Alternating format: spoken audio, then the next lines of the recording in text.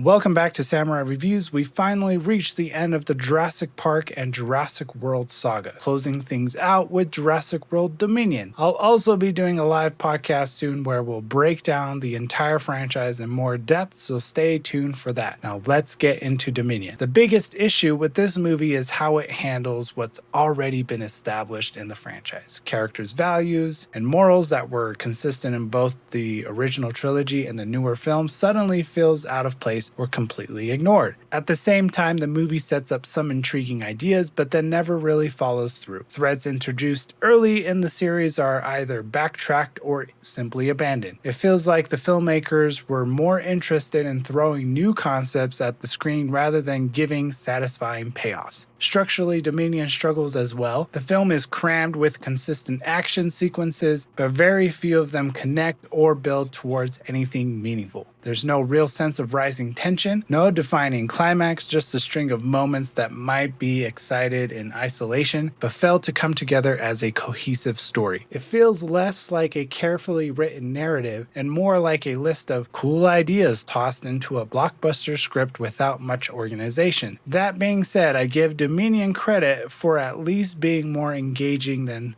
Fallen Kingdom. Unlike that movie, which leaned heavily on repeating the Lost World, Dominion tries to carve its own path with original setups and concepts. Unfortunately, those ideas never come full circle. And because the movie tries to juggle so much at once, almost everything ends up feeling shallow. In the end, Dominion lands an average film, about a 5 out of 10 for me. It's packed with big budget spectacle and surface level thrills, but it lacks consequences, depth, and a kind of cinematic storytelling that makes the original Jurassic Park so iconic. Thanks for checking out Samurai Reviews. Be sure to subscribe for updates on the upcoming live podcast where I'll break down the entire Jurassic franchise in detail.